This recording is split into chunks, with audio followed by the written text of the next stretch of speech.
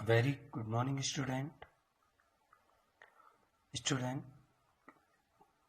आज हम संधारित्रों का संयोजन पढ़ेंगे, कॉम्बिनेशन ऑफ कैपेसिटर। जैसे हमने रेजिस्टेंस का कॉम्बिनेशन पढ़ा था 10th क्लास में, उसी प्रकार यहाँ संधारित्रों का संयोजन है। इसके दो प्रकार हैं, इन्हें हम दो प्रकार से जोड़ते हैं। नंबर 1 श्रेणी क्रम, नंबर 2 समांतर क्रम। जब हमको धारिता जो है कम चाहिए तो हम श्रेणी क्रम में जोड़ेंगे, और जब हमें धारिता उच्च चाहिए यानी कि अधिक चाहिए तो हम समांतर क्रम में जोड़ेंगे। कभी कभी एक नंबर में क्वेश्चन आ जाता है कि संधारित्रों को किस क्रम में जोड़े कि धारिता अधिकतम प्राप्त हो, तो उसे किस में जोड़ेंगे हम? समांतर क्रम में। ठीक है, तो पहला है हमारा श्रेणी क्रम इन सीरीज। इसमें क्या होता है, मान लिया हमने कोई 3 संधारित्र लिए। पहले संधारित्र की पहली प्लेट को हमने आवेशित किया, यानी कि यहां से विद्युत दी, यानी कि विद्युत का प्रवाह किया। तो यहां पर कौन सा आवेश आ जाएगा? प्लस। और प्रेरण के कारण दूसरी प्लेट पर कौन सा आ जाएगा? माइनस। ठीक है, इसकी धारिता हमने मान ली C1, और इस पर विभव कितना मान लिया हमने? V1। ठीक है स्टूडेंट, तो सिमिलरली प्लेट 2 पर, प्लेट 3 पर, तीनों पर आवेश का आवंटन हो जाएगा, और इसकी धारिता होगी C1, C2, C3। यहां विभव V1 है, यहाँ V2 है, यहाँ V3। जो तीसरा संधारित्र है उसकी जो दूसरी प्लेट है उसको हम भूमि से संबद्ध कर देंगे। ठीक है, टोटल विभव कितना हो गया इनका? V। ठीक है, अब जैसा मैंने ये बताया है, ठीक है, इनको थ्योरी के रूप में आप खुद लिखेंगे। मैंने यहां जगह छोड़ी है खुद कि माना 3 संधारित्र हैं। ठीक है, पहले संधारित्र की पहली भुजा को आवेशित करने पर उस पर प्लस क्यू आवेश आ जाता है, प्रेरण के कारण दूसरी भुजा पर माइनस क्यू आवेश आ जाता है। इसी प्रकार दूसरे संधारित्र की दूसरी, तो इसके बारे में आप पूरा लिखेंगे। ठीक है स्टूडेंट, मैं देखिए विभव की परिभाषा, संधारित्र की परिभाषा क्या थी? C equal to V Q.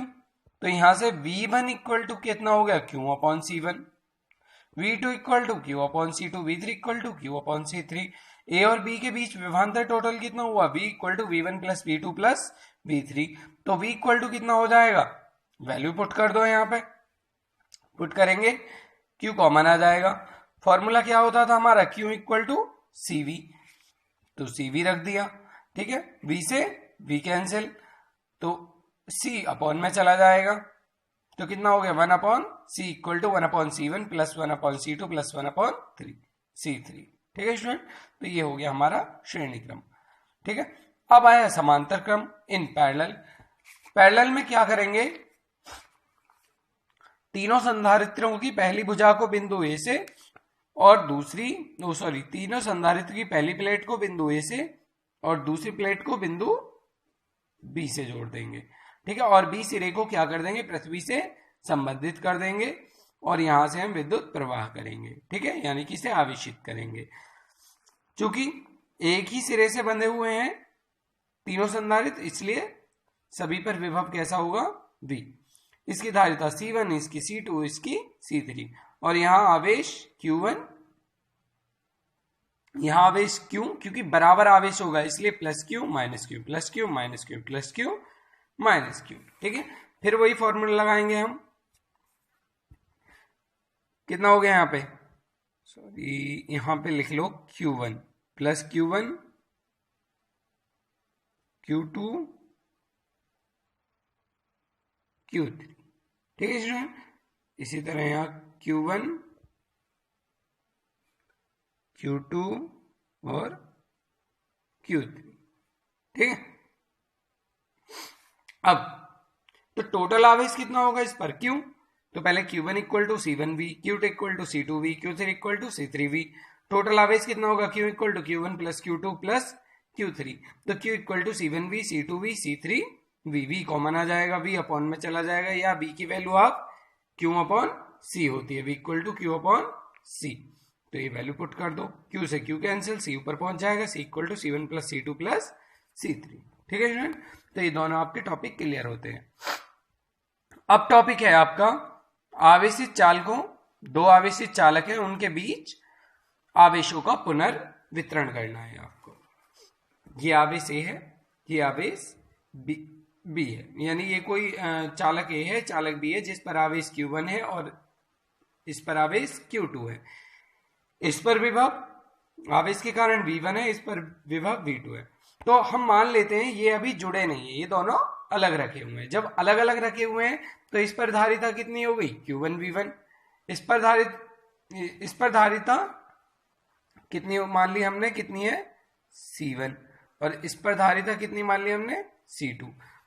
तब पहले चालक A के लिए Q1 equal to C1V2, C1V1, और दूसरे चालक B के लिए Q2 इक्वल टू C2V2। ठीक है स्टूडेंट, अब मैंने इसे एक पतले तार से जोड़ दिया। तो जब हम इसे पतले तार से जोड़ देंगे तो आपने जैसे अभी आपने 11th क्लास में पढ़ा होगा ऊष्मा स्थानांतरण।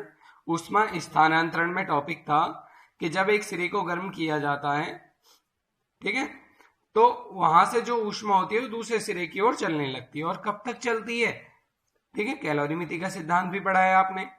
ठीक है, जब गर्म पानी में ठंडा पानी मिलाया जाता है, ठीक है, तो क्या होता है, जो उनका टेम्परेचर है वो नॉर्मल हो जाता है। कैसे, तो गर्म पानी की ऊष्मा ठंडे पानी में जाने लगती है और तब तक जाती है जब तक कि दोनों का ताप बराबर ना हो जाए। तो यहां बात चल रही है विभव की। तो ऊंचे विभव वाले, ठीक है, ऊंचे विभव से विभव नीचे विभव की तरफ चलता है, ठीक है, नीचे विभव वाले चालक की तरफ चलता है और तब तक जाता है जब तक दोनों का विभव सामान्य हो जाए। तो अब जब जोड़ दिया तो दोनों का विभव कितना हो जाएगा, V। ठीक है, तो V इक्वल टू कुल आवेश बटे कुल धारिता, V equal to Q1 plus Q2 बटे C1 प्लस C2। ठीक है, Q1 और Q2 की वैल्यू यहां से उठा के रख दी, तो ये हमारा उभयनिष्ठ विभव निकल आया। इसे समीकरण फर्स्ट माना है, इसे समीकरण सेकंड माना है। ठीक है, समीकरण फर्स्ट को सेकंड से भाग दे दोगे तो Q1 बटे Q2 बराबर C1V2 बटे C1V1 बटे C2V2।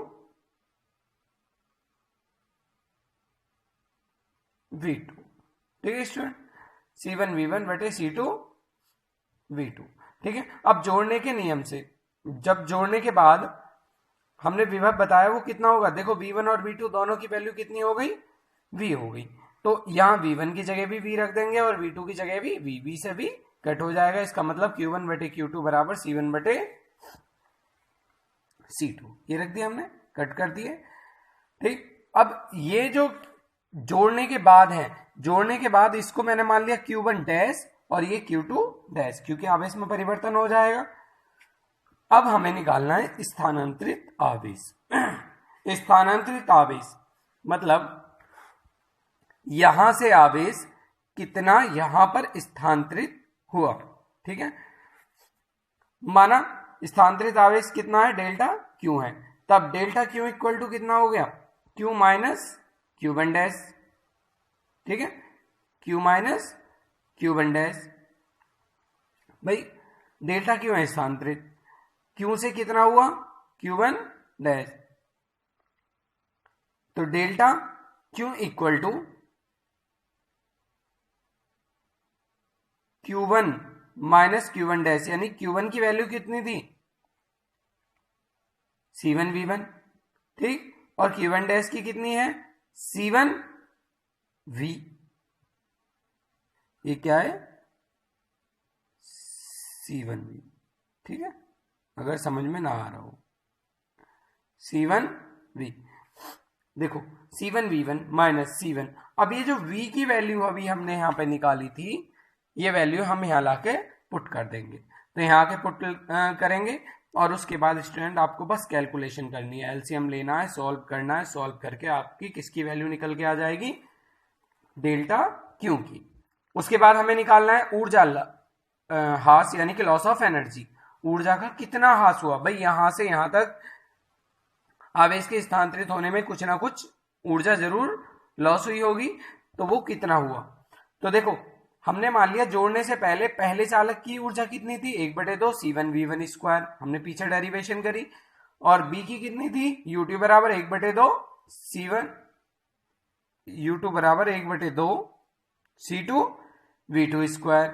तो कुल ऊर्जा इसको बोला है UI, यानी कि इनिशियल जो पहले वाली थी, U1 प्लस U2 दोनों को जोड़ दिया तो ये इतना आ गया। उसके बाद जोड़ने के बाद ऊर्जा तो क्योंकि जोड़ने के बाद दोनों विभव समान हो गए थे, तो V1 की जगह V और V2 की जगह V, और इन दोनों को क्या करेंगे, जोड़ देंगे, तो हमें कौन सी ऊर्जा प्राप्त होगी, कुल ऊर्जा, यानी कि फाइनल एनर्जी UF। ठीक, अब क्या करा, UF इक्वल टू कितना हो गया, 1/2 C1 V square C2 square. ऊर्जा लॉस कितना हो गया, भाई इनिशियल में से फाइनल को सब्ट्रैक्ट कर दो, 1/2 C1V1 square plus C2V2 square minus 1/2 C1V square plus C2V square. यहां से V स्क्वायर कॉमन आ जाएगा और V की वैल्यू पीछे से ला करके यहां पर पुट कर देंगे। ठीक है, ये हमने पुट कर दी V की वैल्यू। ठीक, और जब हम इसका सॉल्यूशन करेंगे, डेल्टा U बराबर 1/2 C1V1 square C2V2 square C1V1 plus C2V2 का होल स्क्वायर, क्योंकि एक नीचे के होल स्क्वायर से एक C1 प्लस C2 कैंसिल हो गया। अब इसका एलसीएम लोगे, सॉल्यूशन करोगे, सॉल्यूशन के बाद आपका आंसर आएगा del U equal to C1 C2 upon 2 C1 plus C2 bracket में V1 माइनस V2 का होल स्क्वायर। ठीक है स्टूडेंट, इनमें आपकी जूल। ठीक है, that's all for today, bye.